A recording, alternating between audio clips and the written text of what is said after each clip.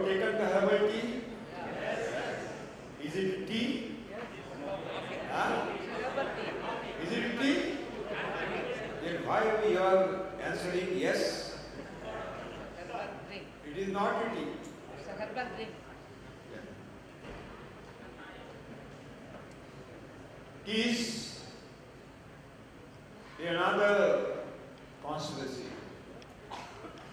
We will discuss tomorrow.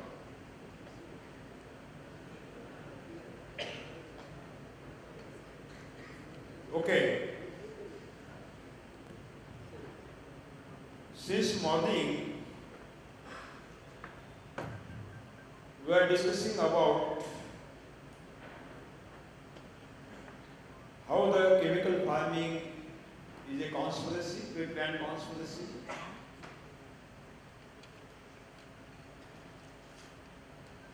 The hidden agendas of universal exploiter system to launch chemical farming in India was to destroy the natural resources and to exploit Indian economy. They are succeeded to achieve their targets, to fulfill their agendas. But we are totally failure to achieve our target to be self-sufficient in the food-related products.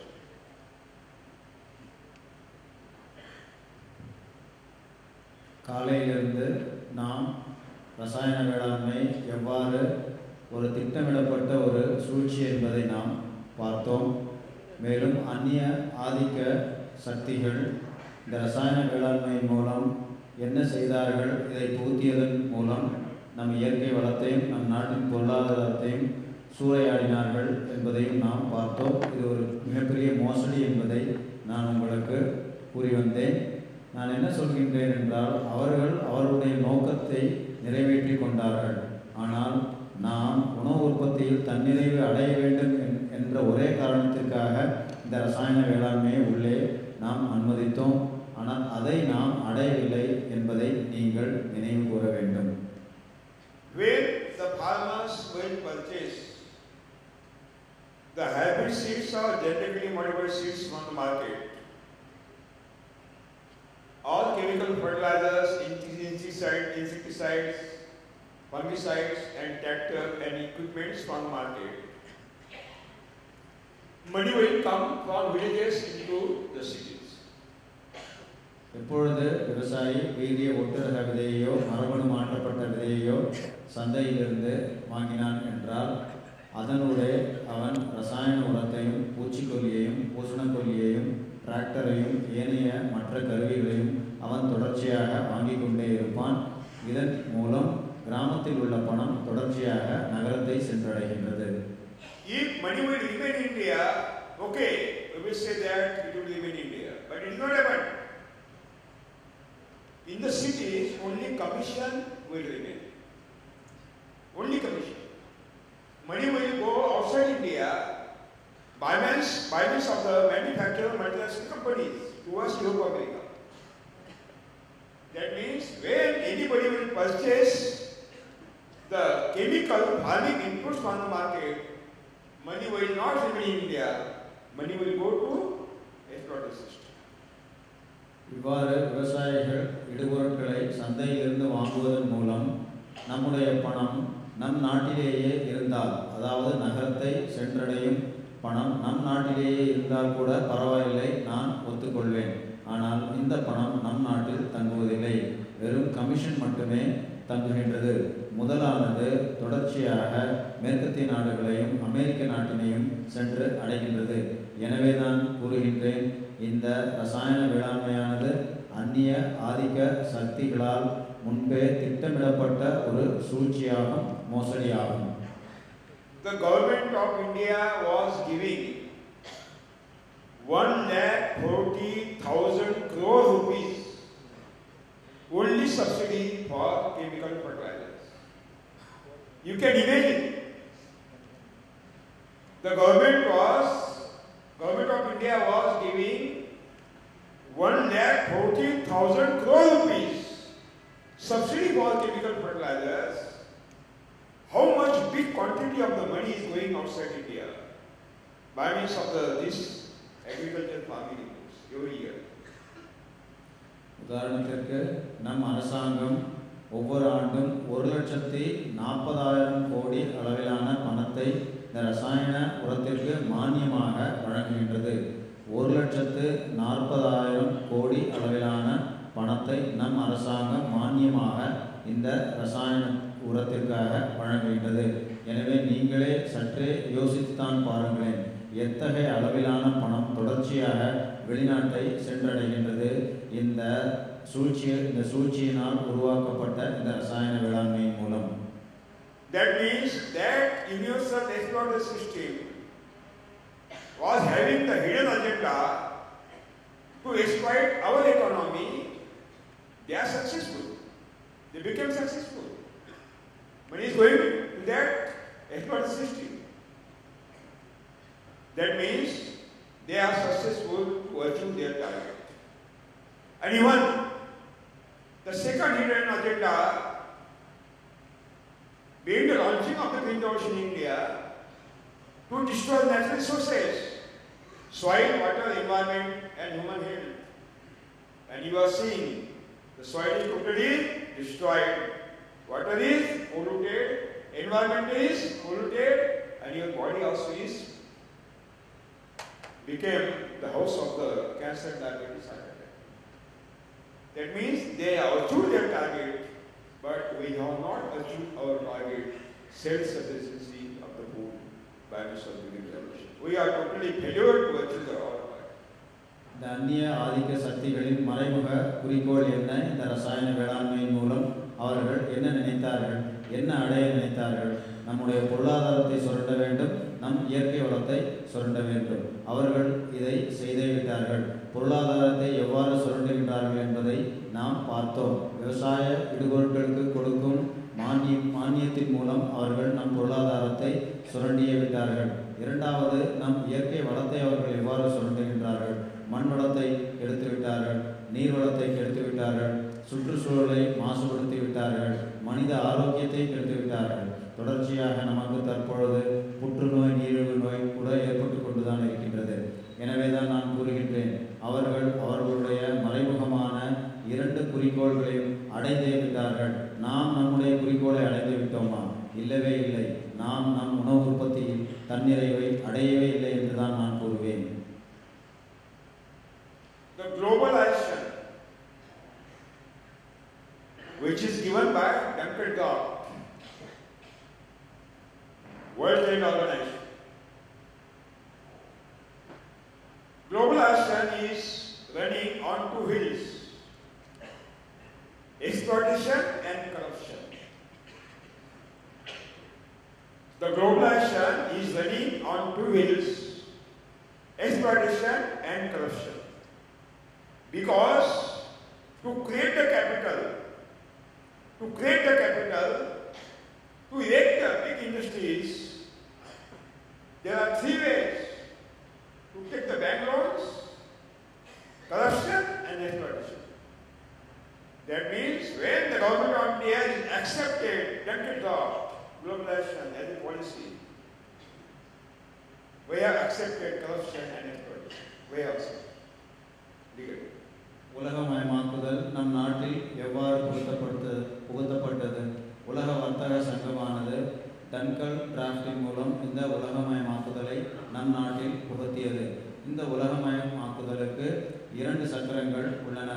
ஒன்று சூறையாடுதல், நம்முடைய வளங்களை சூறையாடுதல். இன்னொன்று லஞ்சமாகும். இது எவ்வாறு ஏற்படுத்தப்படுகின்றது, எவ்வாறு உருவாக்கப்பட்டது? இந்த உலகமயமாக்குவதன் மூலம் பல தொழிற்சாலைகள் இங்கு உருவாக்கப்பட்டன. இந்த தொழிற்சாலைகளை கட்டுவதற்கு கடன் தேவைப்பட்டது, வங்கி கடன் தேவைப்பட்டது, மேலும் லஞ்சம் பெருகியது, நம் இயற்கை வளமும் சுரண்டப்பட்டது என்றே நான் கூறுவேன். If you want to create the capital, you have to take the thousands of the crores of the loan from the banking sector. It is not enough. accumulation of the capital, you have to sell the commodities so that you can create the capital by selling.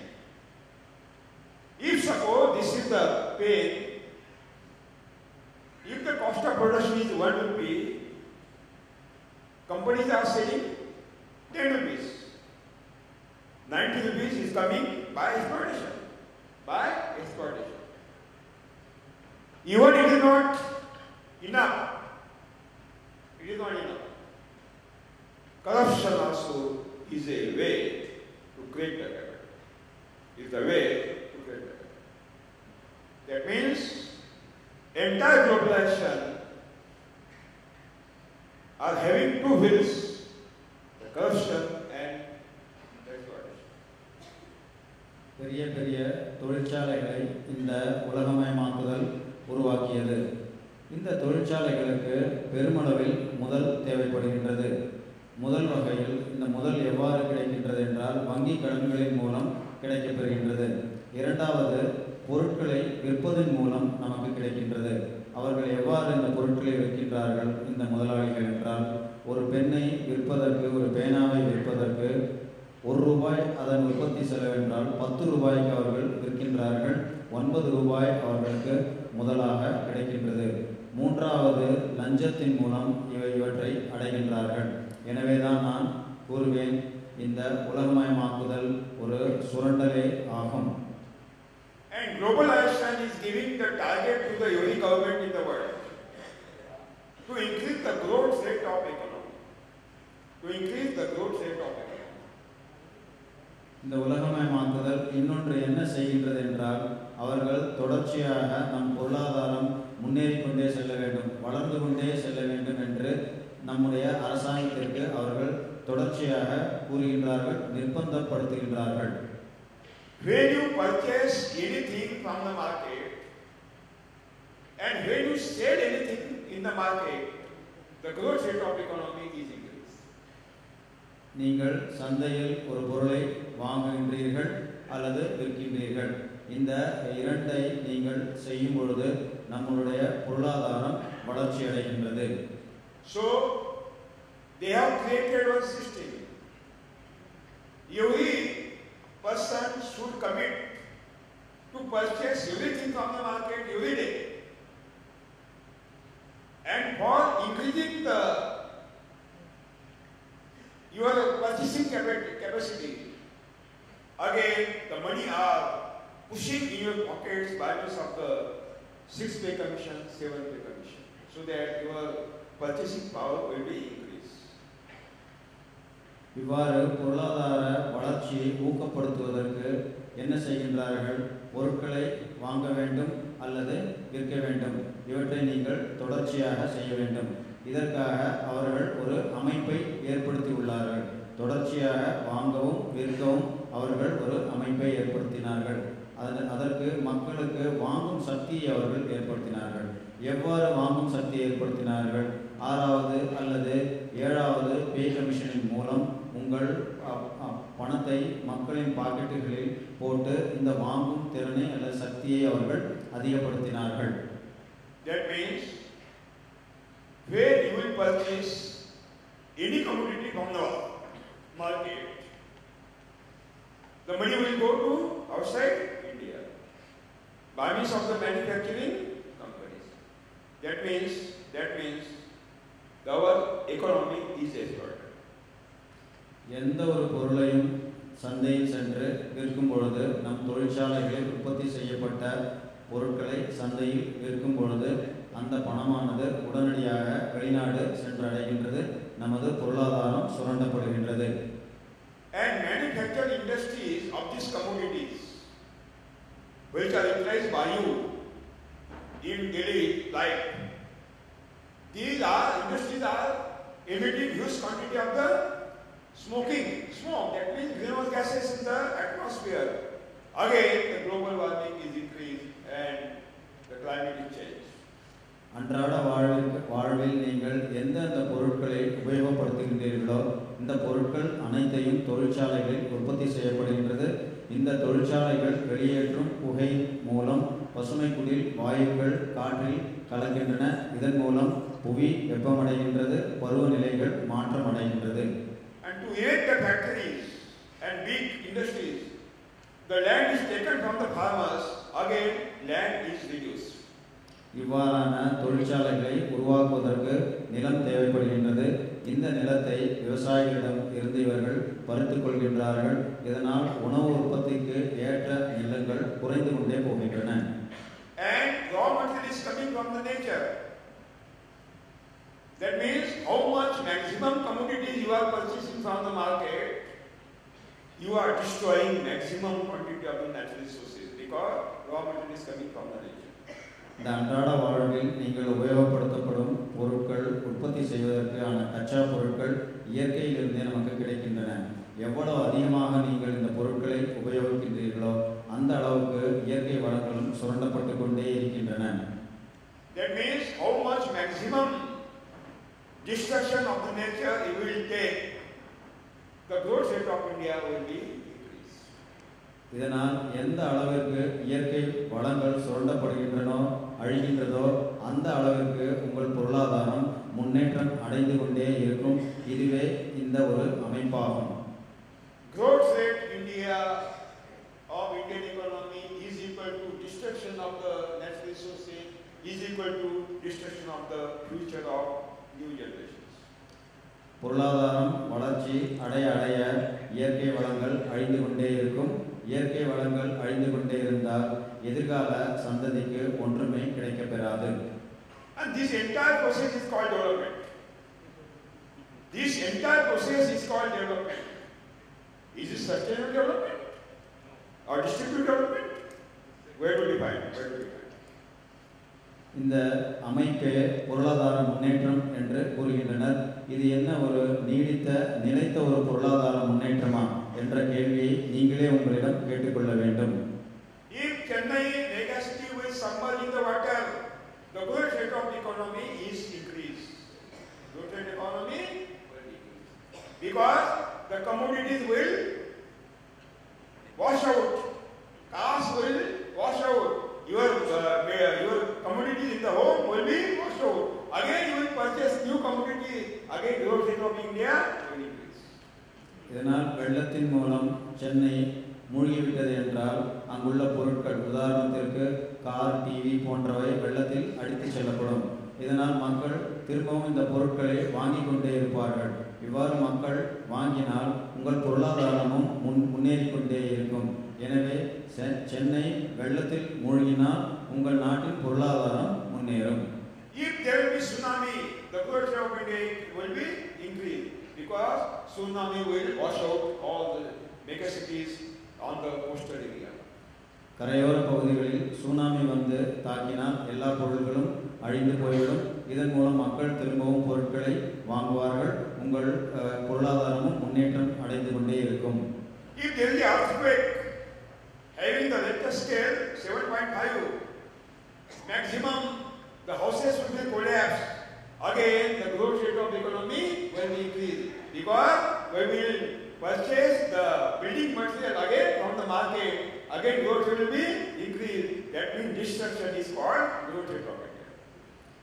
பெரிய நிலநடுக்கம் ஏற்பட்டு Richter ஸ்கேலில் 7.5 அளவில் நிலநடுக்கம் ஏற்பட்டால் பெரும்பாலான வீடுகள் அழிந்துவிடும். இந்த வீடுகள் அழிந்துவிட்டால் இந்த வீடுகளை கட்டுவதற்கு உண்டான கட்டுமான பொருட்களை மக்கள் வாங்குவார்கள். எனவே பொருளாதாரம் முன்னேறி கொண்டே இருக்கும். ஸோ அழிந்தால் நிலநடுக்கத்தின் மூலம் அழிந்தால் வீடுகள் அழிந்தால் பொருளாதாரம் முன்னேறும். If there are continuous battles, then the houses and all are destroyed. Again growth rate of the economy will increase. That means the specific equation destruction of the nature is called growth rate of the economy.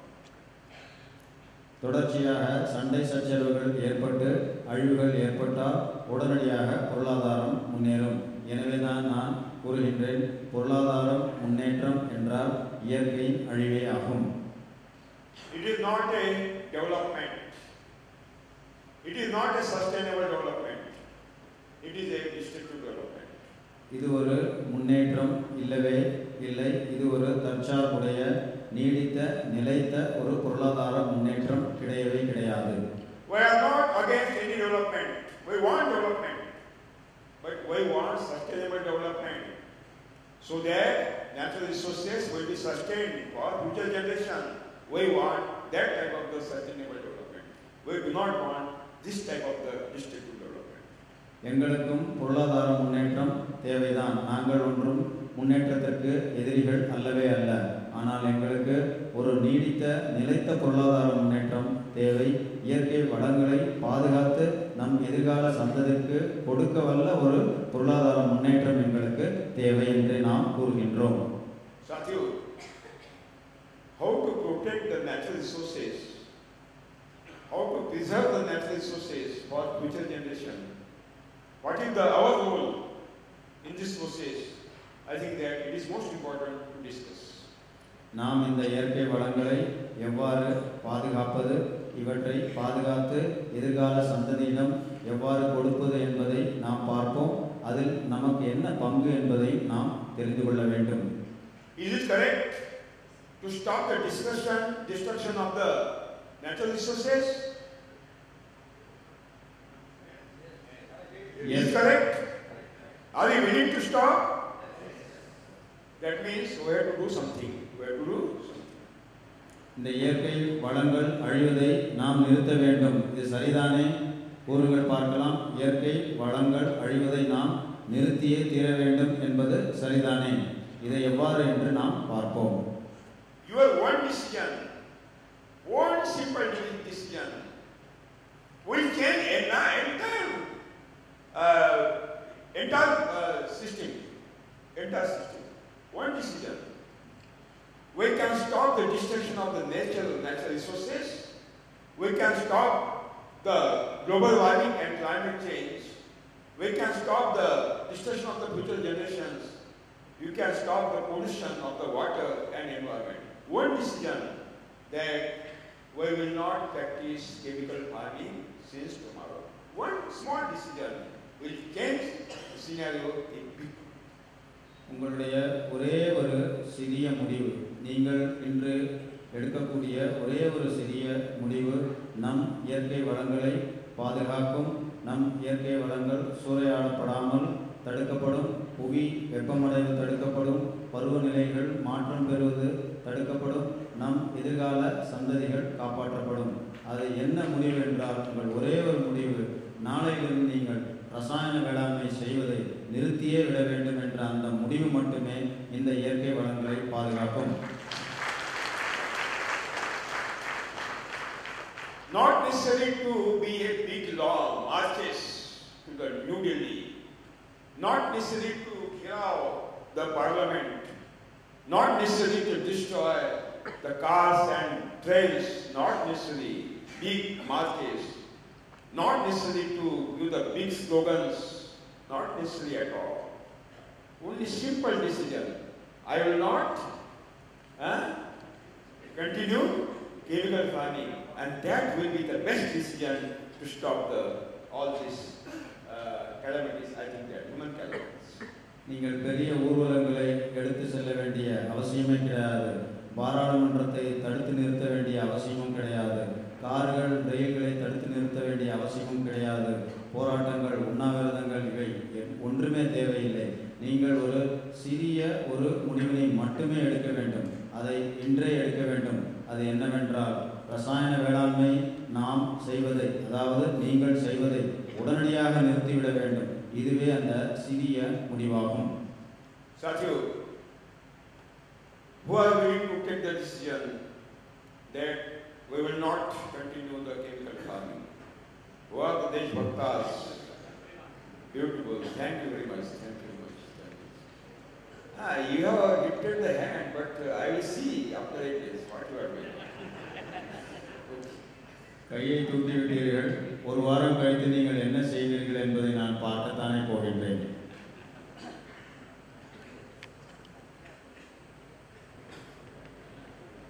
If you are willing to stop the chemical farming, what are the options? What are the alternative technologies? What are the solutions? And again, the organic farming is coming to be involved as a solution. Again, I would like to repeat, organic farming is not Indian technology. It is 100% foreign technology. Organic farming is not Swadeshi, it is 100% Vindeshi. நீங்கள் இன்றே முடிவெடுத்து விட்டீர்கள், ரசாயன வேளாண்மை நான் செய்ய மாட்டேன் என்று. இந்த நிலையில் மாற்று தொழில்நுட்பம் உங்களிடம் என்ன இருக்கின்றது என்பதை நாம் பார்ப்போம். ஒன்று, அங்கக வேளாண்மை. இது முற்றிலும் ஒரு வெளிநாட்டிலிருந்து இறக்குமதி செய்யப்பட்ட தொழில்நுட்பம் ஆகும். இது ஒரு சுதேசி தொழில்நுட்பம் கிடையவே கிடையாது. இது வெளிநாட்டிலிருந்து எடுத்துக்கொண்டு வரப்பட்ட ஒரு தொழில்நுட்பம் ஆகும். Which universal exploiter system has launched chemical farming in India? Same exploiter system has launched organic farming also in India. எந்த உலகளாவிய ஆதிக்க சக்திகள் நம் இயற்கை வளத்தையும் பொருளாதாரத்தையும் சுரண்டுவதற்காக ரசாயன வேளாண்மை தொழில்நுட்பத்தை புகுத்தியதோ அதே ஆதிக்க சக்திகளே இந்த அங்கக வேளாண்மையையும் நம் நாட்டில் புகுத்தியது என்பதை நீங்கள் தெரிந்து கொள்ளவே வேண்டும். This exploiter system is not visible system. We can't say that this is the chairman of this exploiter system. No, it is invisible system. It is invisible system. இந்த இயற்கை வளத்தையும் நம் பொருளாதார வளத்தையும் சுரண்டக்கூடிய ஆதிக்க சக்திகள் உங்கள் கண்ணிற்கு புலப்படாது. இது உங்கள் கண்ணிற்கு புலப்படவே புலப்படாது. When you purchase anything from the market, you will be a member of that system because you are supporting the system by giving the money towards the exploiter system. எப்பொழுது நீங்கள் சந்தையிலிருந்து ஒரு இடுபொருளை வாங்குகின்றீர்களோ உங்களுக்கு தெரியாமலேயே இந்த சுரண்டல்வாதியின் அமைப்பை நீங்கள் உள்ளே சென்று விடுகின்றீர்கள். This exploiter system is the mentality to exploit the natural resources because you people do not want to rebirth again and again. You say that there is only one birth, there is no rebirth.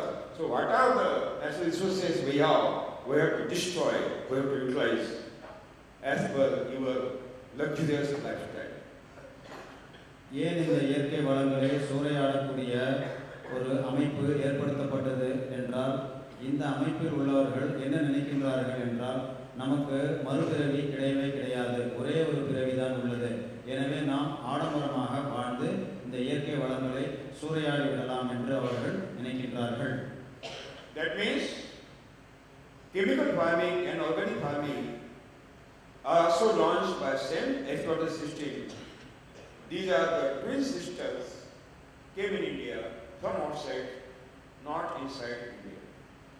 ரசாயன வேளாண்மை மற்றும் அங்கக வேளாண்மை இந்த இரண்டையும் அந்நிய ஆதிக்க சக்திகளே நம் நாட்டில் புகுத்தியது. இவை இரண்டும் ஒரு இரட்டை சகோதரிகள் என்றே நீங்கள் அறியலாம்.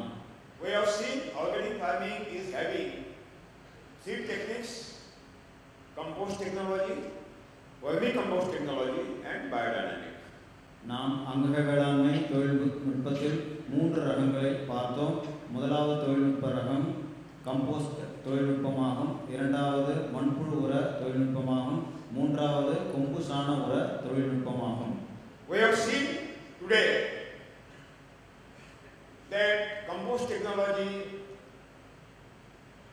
how it is devised in Britain and how it is launched in India by British government, by the great scientist, that is Albert Hall. நாம் காலையில் என்ன பார்த்தோம் என்றால், இந்த கம்போஸ்ட் தொழில்நுட்பத்தை ஆங்கில அரசாங்கம் நம்ம எப்பொழுது ஆண்டு கொண்டிருந்ததோ அவை புகுத்தியது. இந்த தொழில்நுட்பத்தை நிலைநிறுத்தியவர் அல்லது கண்டுபிடித்தவர் ஆல்பர்ட் ஹோவர்ட் என்ற வேளாண்மை விஞ்ஞானி ஆவார். இவர் ஒரு ஆங்கிலேயர் ஆவார். How compost technology is more dangerous than chemical farming? How compost technology is restricting the humus creation in the soil?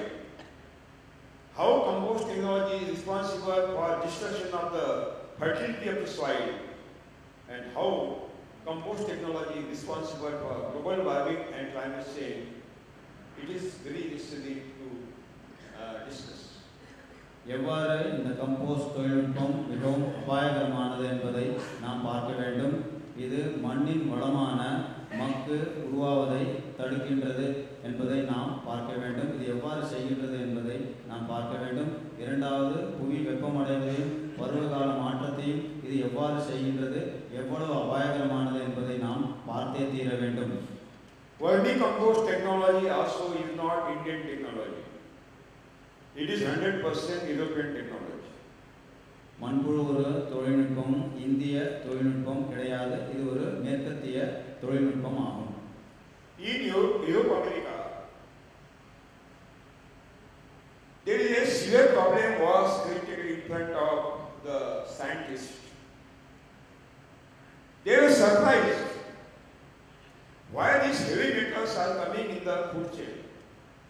Cadmium, arsenic, mercury, lead like heavy poisonous heavy metals. How they are coming in the food chains? They were searching what are the causes and what are the root causes. ஐரோப்பாவில் உணவு சங்கிலியில் கடின உலோகங்கள் புகுந்துவிட்டன. கடின உலோகங்கள் காணப்பட்டது. இது எவ்வாறு இந்த உணவு சங்கிலியில் வந்தது என்று அங்குள்ள அறிவியல் வல்லுநர்கள் ஆராய்ந்தார்கள். After a lot of investigations in Europe, at last they found that all these heavy metals, cadmium, arsenic, mercury, lead, are coming through the chemical fertilizers.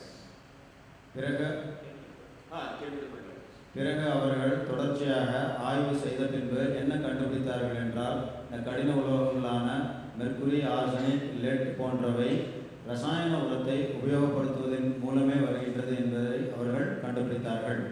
Even the chemical fertilizers are having the small quantity of the heavy metals, so these heavy metals are coming in the food chain from chemical fertilizers. ரசாயன உரங்களில் கூட இந்த கடின உலோகங்கள் ஒரு சிறிய அளவில் இருக்கின்றன. இந்த கடின உலோகங்கள் நமது உணவு சங்கிலியில் புகுந்து விடுகின்றது.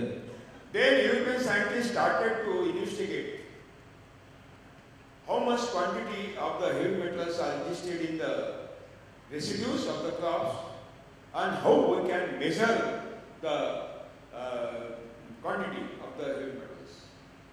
இந்த அறிவியல் வல்லுநர்கள் எந்த அளவு எந்த சதவீதம் இந்த கடின உலோகங்கள் தாவரங்களின் உடம்பில் இருக்கின்றன என்பதை ஆய்வு செய்து பார்த்தார்கள்.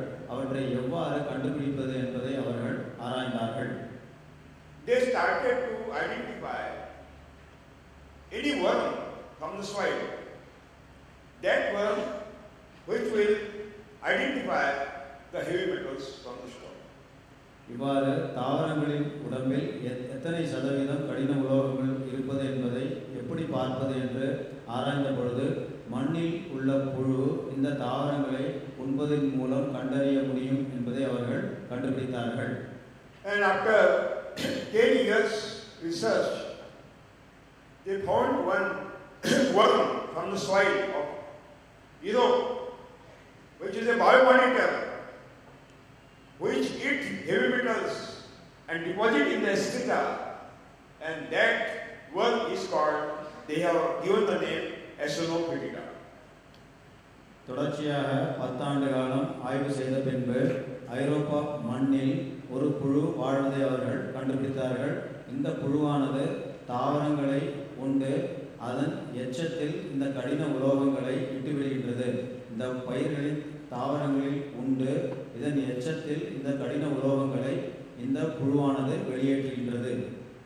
After searching, when they found the Acinetophyta worm, they have utilized this worm not for vermicompost initial grade, not at all.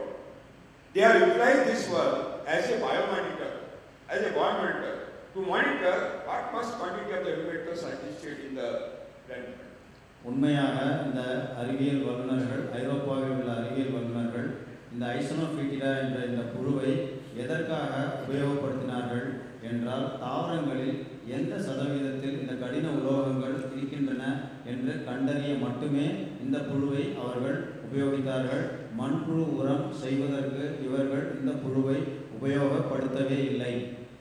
During this searching period, there was a great mass movement in Western countries, Europe, America.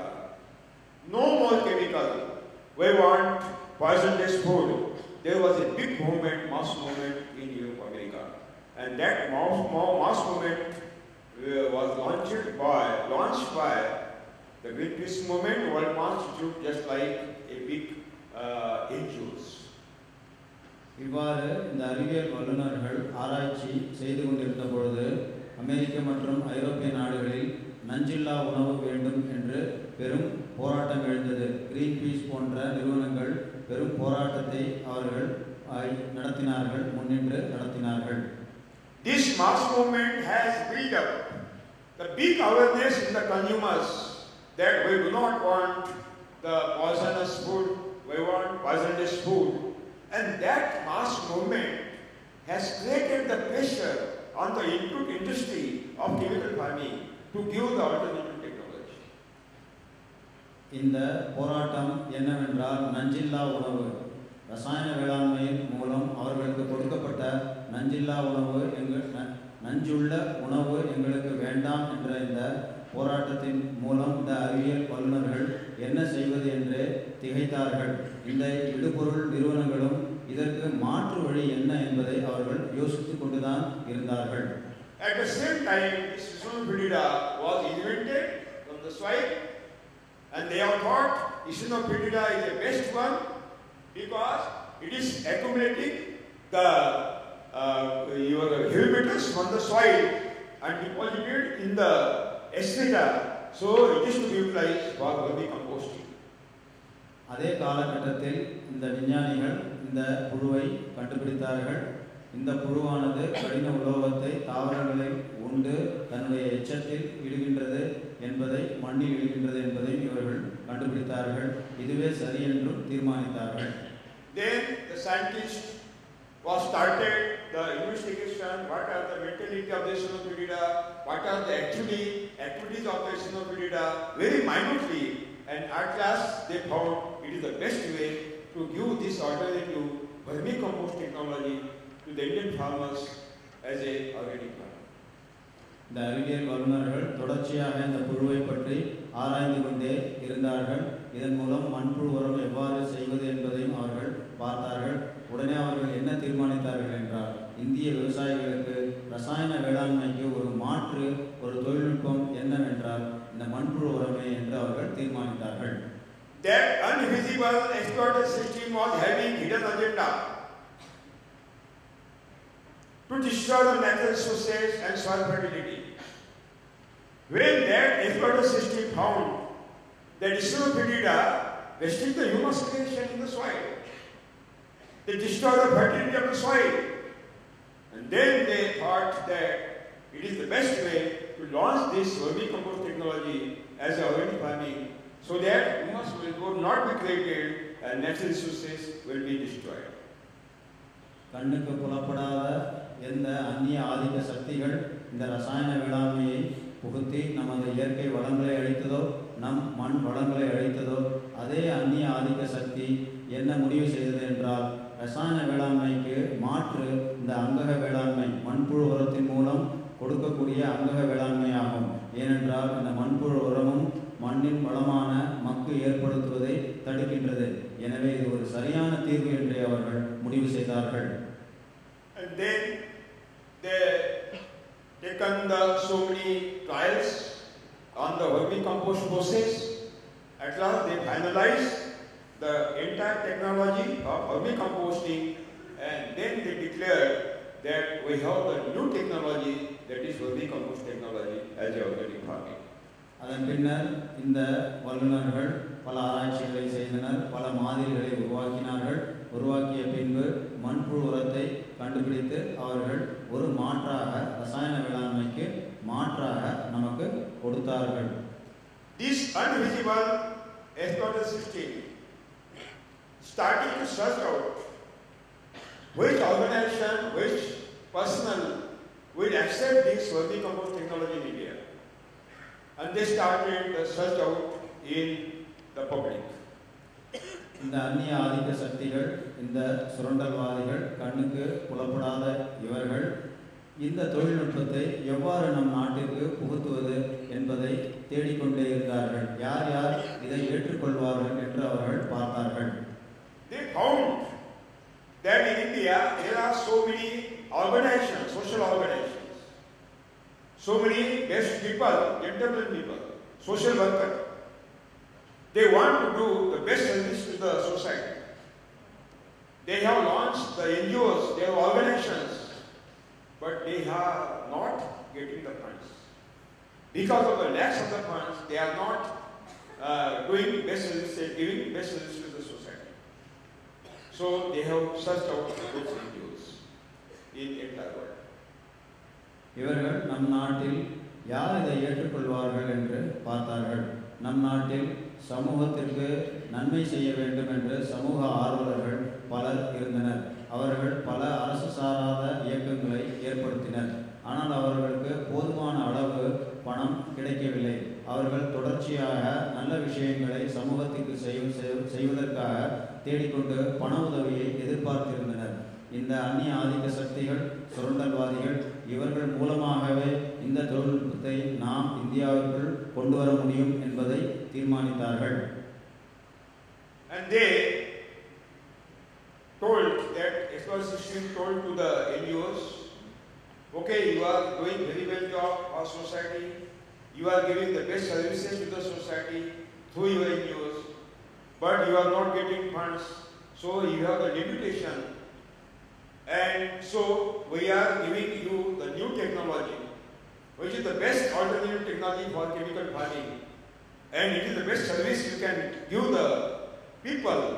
So if you will accept this technology and propagate this technology, vermicompost technology, we will give the gross rupees funds to you.